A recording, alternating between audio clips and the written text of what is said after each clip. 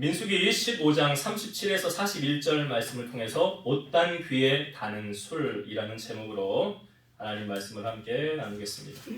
우리가 저번 주에 나누었던 말씀을 잠깐만 복습을 하고 나누면 민수기 15장은 아직 이스라엘 백성들이 그 광야 생활을 40년을 마치고 그 다음에 약속의 땅에 들어가서 행할 일을 하나님이 미리 말씀해 주는 말씀이라고 그랬죠. 그러니까 이미 14장에 너희들은 40년 동안 광야 생활을 돌 거야 라고 하나님 말씀하셨어요. 그런데 오늘 15장에 보면 마치 그 40년의 광야 생활이 다 끝나고 약속의 땅에 들어갔을 때 지켜야 될 법을 하나님이 말씀하고 계시더라.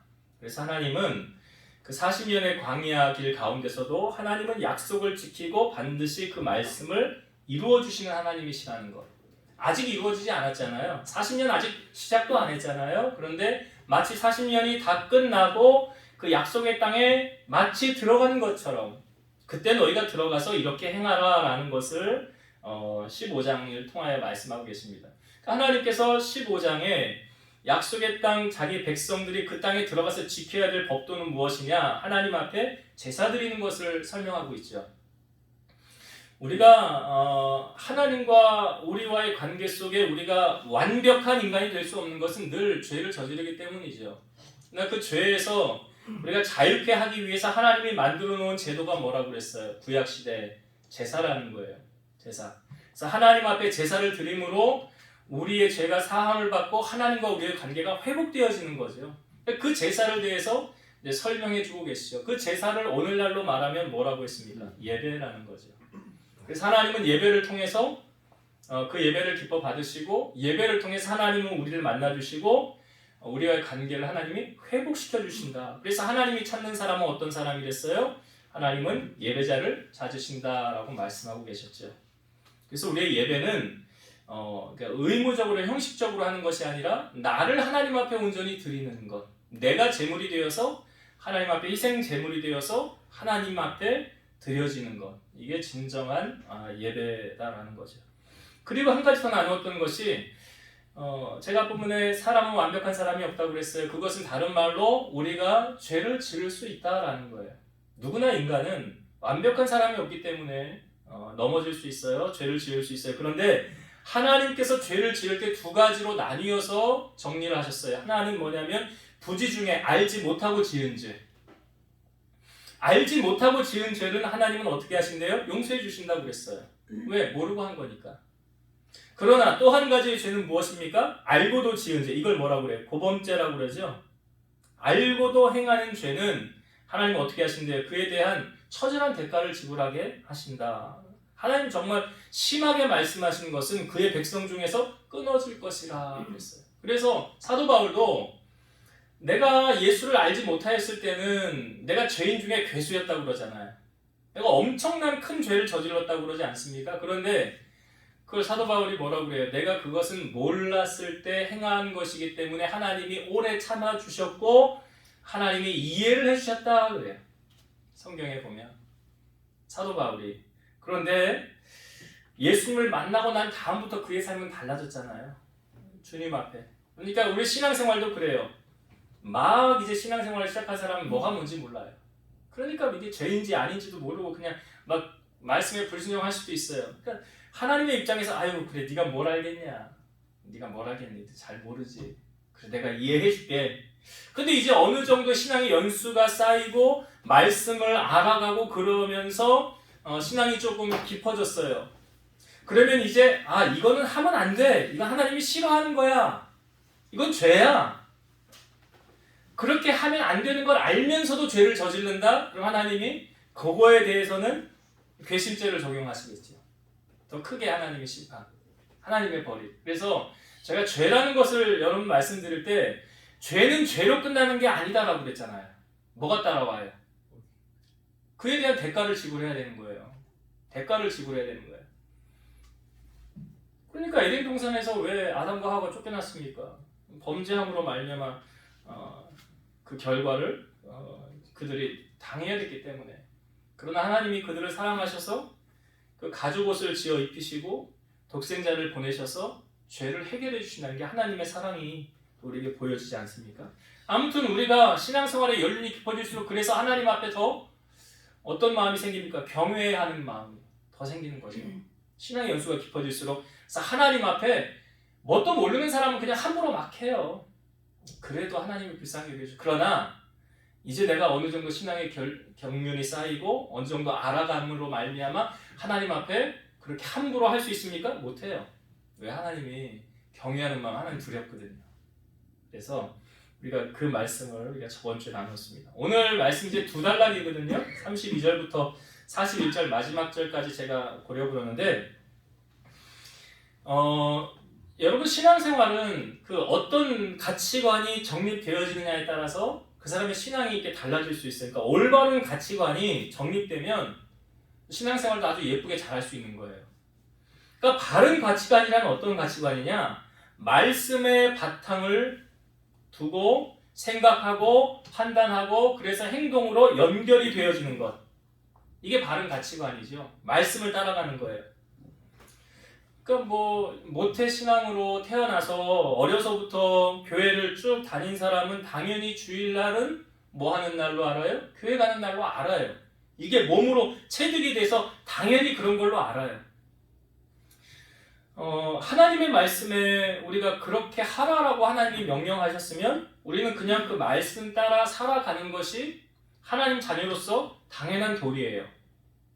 그래서 신앙은 물론 연수도 중요하지만 더욱 중요하게 요구하는 것이 그 사람이 말씀을 듣고 그 말씀대로 사느냐 그렇지 않느냐.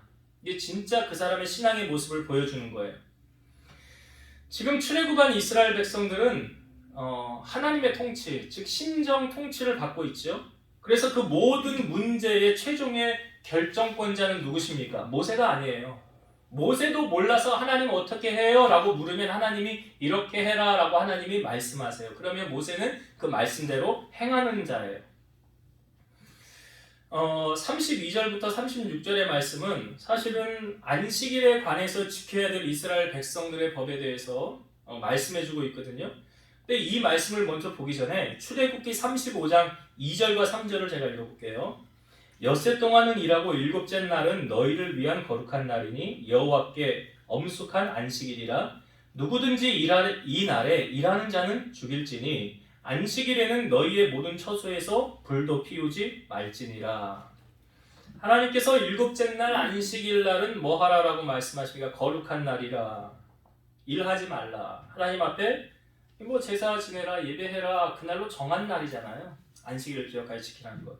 그러니까 하나님이 이렇게 말씀하셨는데 오늘 32절부터 말씀해 보니까 안식일에 어떤 사람이 나무하는 것을 발견하게 됩니다. 그래서 사람들이 회중들이 이 사람을 끌고 모세와 아론 앞으로 끌고 왔는데 어떻게 처치할지 지시하심을 받지 못해서 그냥 가두어 두고 있어요. 그런데 그때 하나님께서 어떻게 말씀하셨느냐. 자, 잘 보세요. 성경을 한번 봅시다. 35절, 36절 볼게요. 35절과 36절. 여호와께서 모세에게 이르시되 그 사람을 반드시 죽일지니 온 회중이 진영 밖에서 돌로 그를 칠지니라.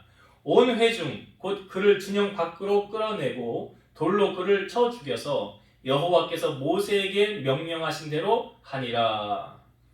지금 나무하는 사람을 발견해서 데리고 왔는데 가둬뒀어요. 어떻게 해야 되지? 어떻게 해야 되지? 그런데 어떻게 보면 하나님께서 출애굽기 35장 제가 2절과 3절을 읽었잖아요. 안식일에는 일하지 말라.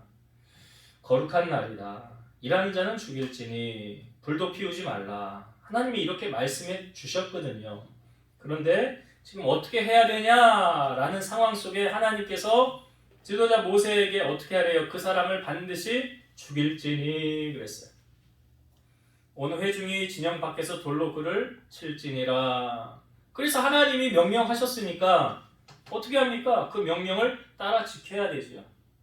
우리는 하나님이 말씀하셨으면 그 말씀대로 따라야 돼요. 이게 신앙이에요.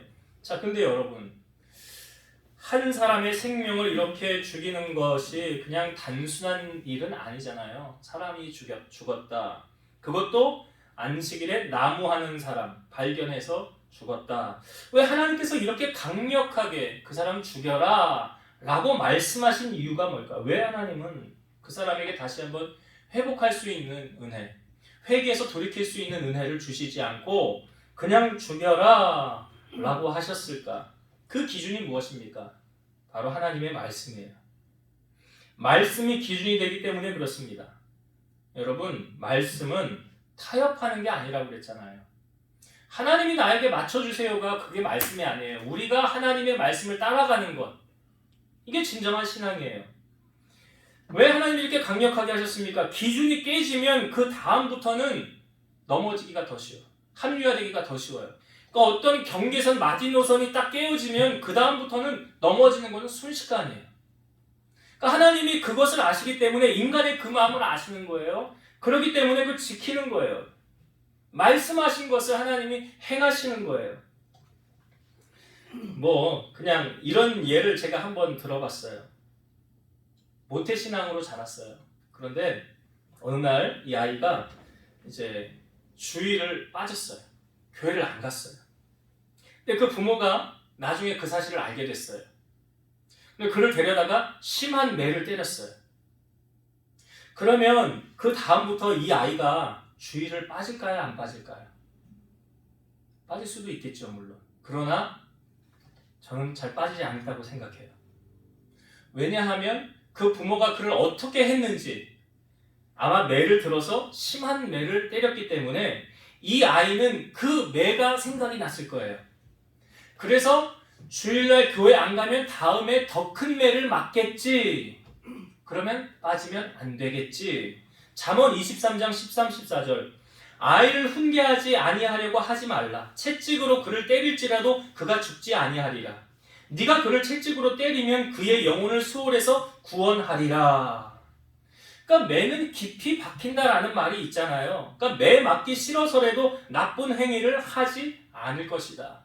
지금 이스라엘 백성 가운데 한 사람이 안식일에 나무하는 것으로 말미암아 하나님이 그 사람 죽여라까지, 그렇게까지 할 큰 범죄인가라고 생각할 수 있겠지만, 하나님의 입장에서 이 말씀, 이미 선포된 출애굽기 35장의 말씀대로 행하지 않는다고 한다면 그 다음부터는 그 말씀대로 다른 말씀도 합리화가 되고 넘어지는 것이 순식간일 것이다. 순식간에 지키지 않는다는 거예요. 이제. 그러니까 그 경계를 허물지 않기 위해서 하나님은 이렇게 강력하게 말씀을 지키도록 행하시는 거예요. 어떻게 보면 이 사람이 대표성을 띠게 되겠죠. 대타로 잘못해가지고 한번 걸려가지고 내가 대타로 혼나는구나, 대타로 맞는구나 라고 생각할 수도 있어요. 그러니까 하나님의 말씀은 그때그때 상황에 따라 지켜도 되고 안 지켜도 되는 것이 아니다. 하나님이 이렇게 하지 않으면 말씀의 권위가 서지 않을 것이고, 그 다음에도 지금 출애굽한 이스라엘 백성들이 약 200만 되지 않습니까? 아니, 저 사람 저렇게 했더니 그냥 살려줬대, 보내줬대. 소문이 돌면 어떻게 되겠어요? 이 한 사람으로 끝나겠습니까? 아니죠. 그런데 이 한 사람의 매가 전국 공동체, 그 광야 교회에 어떤 영향력을 끼치겠습니까? 그 옛날에 신당동에 그 어떤 목사님이 교회를 개척했는데, 시장통에 교회를 개척했는데 사람들이 너무나 드세고 말을 안 듣는데 어떤 대표적인 두 사람이 있었대요. 그렇게 교회를 비난하고 막 그 교회 저지를 하고 막 말로 다 할 수 없는 나쁜 짓을 많이 했대요. 이 목사님이 어떻게 해요? 세상적인 방법으로 그 사람 멱살을 잡고 여기 오지 마라 이렇게 할 수 없잖아요. 기도만 했대요. 하나님 좀 해결해 주세요. 하나님도 어떻게 하셔야 될 거 아닙니까? 근데 어떻게 됐냐? 그 두 사람이 갔어요. 세상을 떠났어요. 소문이 어떻게 났느냐? 야, 저 사람 저렇게 교회에 말이야 해코지하고 나쁜 짓 하더니 벌 받았다. 이런 소문이 시장통에 쫙 돈 거예요. 교회는 어떻게 됐을까요? 부흥됐어요. 하나님 살아계시네. 그 심판이 오히려 많은 사람들에게 하나님이 살아계신 역사가 나타났다는 거 아닙니까? 하나님 살아. 교회가 부흥했어요. 여러분, 인간은요, 자신을 신격화하라는, 우리가 가장 조심해야 될 신이 어떤 신인 줄 아세요? 예, 자신이에요. 내가 우상이에요. 바벨탑을 왜 쌓은 겁니까? 인간이 자기 이름 높이려고, 하나님보다 자기가 높아지려고 바벨탑을 쌓은 거 아닙니까? 그러니까 하나님이 흐트러 버리신 거잖아요. 그러니까 자기가 우상화되려는 속성이 인간은 누구나 있어요. 자기를 높여줘야 되고 자기를 알아줘야 되고. 하나님보다 높은 자리에 앉으려고 하는 이 인간의 마음이 있단 말이에요. 자신이 왕이 되고 하나님은 필요 없는 존재. 그래서 이러한 인간의 속성을 아시기 때문에 하나님께서는 말씀을 강력하게, 그러니까 이 말씀이 사실은 우리의 영혼을 유익하게 하고 하나님 앞에 바로 세워지기 위한 것이지 인간을 고되게 하고 힘들게 하기 위해서 정한 하나님의 말씀이 아니라는 거잖아요. 그래서 성경은 하나님의 말씀은 교훈과 책망과 바르게 함과 의로 교육하기에 유익하니 이는 하나님의 사람으로 온전하게 하고 그러잖아요. 그래서 하나님의 말씀은 지켜도 되고 안 지켜도 되는 그런 부분의 문제가 아니라 오늘 이 한 사람, 안식일에 일하는 이 한 사람으로 말미암아 영향력이 어떻게 파급이 되어졌겠어요? 다시는 주일날 나무를 하는 사람이 생기겠어요? 안 생기겠어요? 안 생기겠죠. 죽는데 어떻게 해요? 그래서 하나님이 이렇게 말씀을 지키기 위해서 강력하게 행하셨다.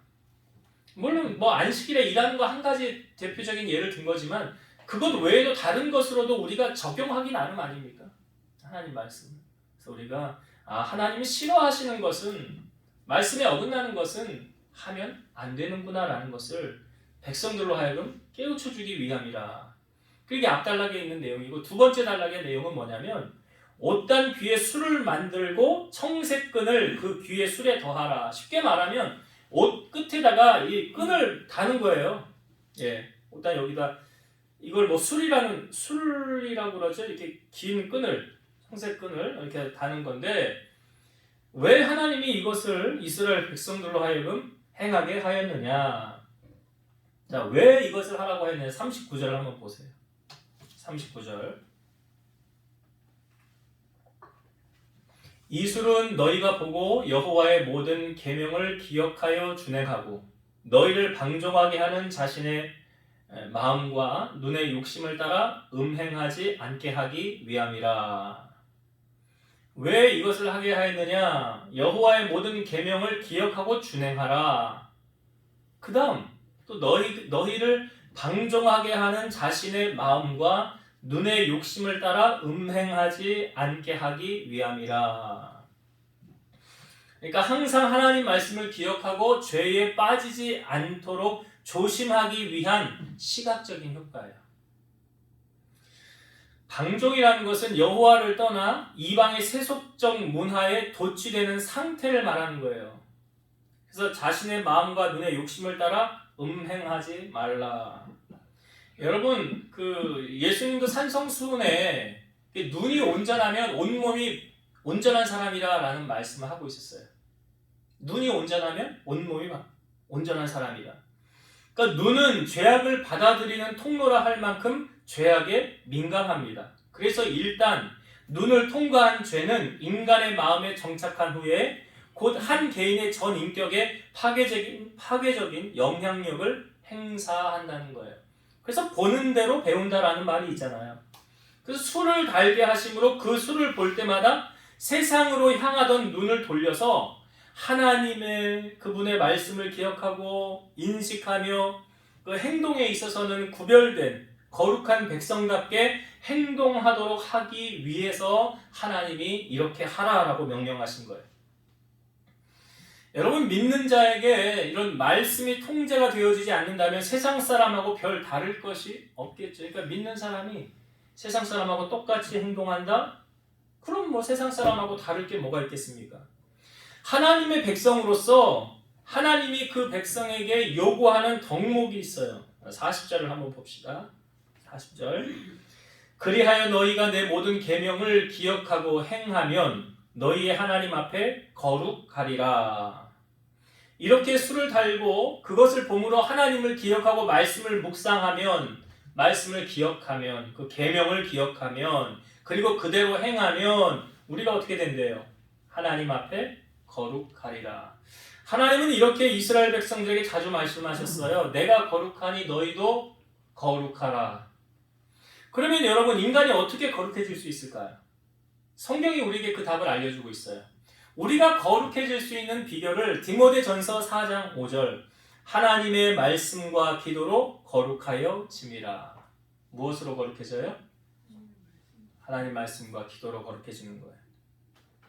그러니까 옷단의 이 수를 볼 때마다 자신들이 여호와의 언약을 맺은 백성으로서 거룩한 신분이라는 사실을 자각하면서 이스라엘 백성의 성결과 경건을 위한 인식표로 삼고 그 말씀에서 떠나지 않고 하나님의 계명을 지키며 살아가라. 그러니까 사람이 보는 대로 행동하지 않습니까? 그러니까 옷단의 수를 보면서 늘 하나님의 백성으로서 하나님 말씀을 기억하고 하나님 기뻐하는 대로 살라. 그렇게 하기 위해서 하나님이 이것을 행하셨다라는 거예요.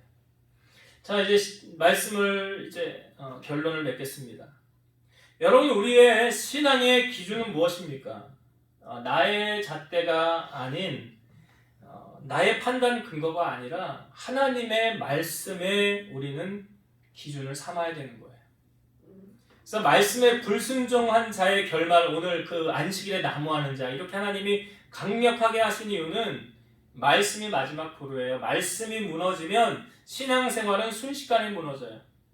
그래서 성도는 말씀을 지키고 지켜도 되고 안 지켜도 되는 것이 아니라 하나님의 말씀을 따라가는 사람, 변하지 않는 진리, 하나님의 말씀, 그 말씀이 시편의 기자는 이 말씀이 나를 살렸다라고 표현하고 있잖아요. 말씀 따라가면 결국 그 말씀이 우리의 인생을 이끌어가고 인생에서 승리하는 비결을 우리에게 알려주고 있다.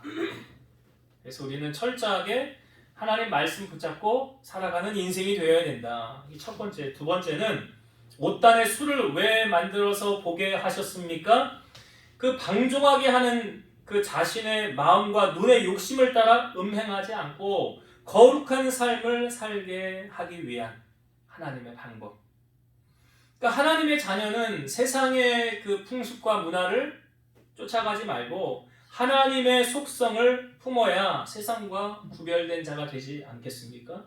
그래서 우리가 거룩하기 위해서 하나님이 내가 거룩하니 너희도 거룩하라 라고 말씀하셨는데 우리가 거룩해지는 비결은 무엇으로 거룩해질 수 있다고요? 하나님의 말씀과 기도로 거룩하여진다.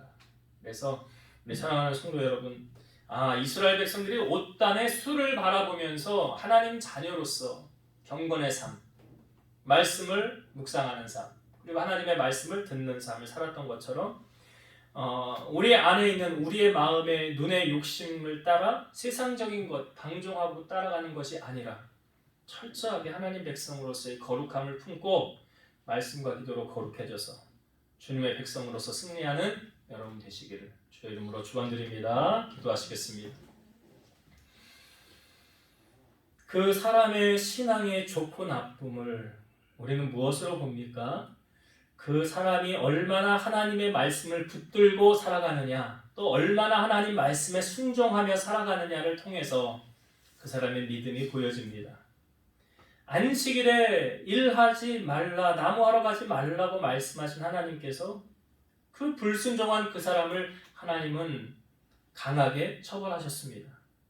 그것은 이스라엘 전체 백성들에게 선한 영향력이 되었고 백성들로 하여금 하나님을 경외하기 위한 하나님의 심판이 되었습니다. 오늘 우리는 하나님의 말씀을 대할 때 어떤 방식으로 하나님의 말씀을 대합니까? 나의 기준과 나의 판단이 아닌 철저하게 하나님의 말씀의 기준을 둔 그런 신앙을 저희가 갖게 하시고 좌로나 우로나 치우치지 아니하고 말씀을 따라 준행하는, 그래서 옷단의 수를 닮을 통해서 우리들은 늘 하나님을 경외하는 백성으로서 또한 하나님이 거룩하니 너희도 거룩하라라고 말씀하신 그 거룩함을 품고 말씀과 기도로 거룩해진 삶을 통해서 하나님을 닮아가는 우리 성도들이 다 되게 하여 주옵소서. 예수님의 이름으로 감사하며 기도드립니다. 이제는 우리를 모든 죄악 가운데서 구속하신 우리 구주 예수 그리스도의 은혜와 하나님의 사랑하심과 성령님의 내주 교통 인도 역사 충만케 하심이 사랑하는 성도들 머리 위에, 저들의 가정 위에, 섬기는 제단과 나라와 민족 위에 이제로부터 영원토록 함께 있을지어다. 아멘.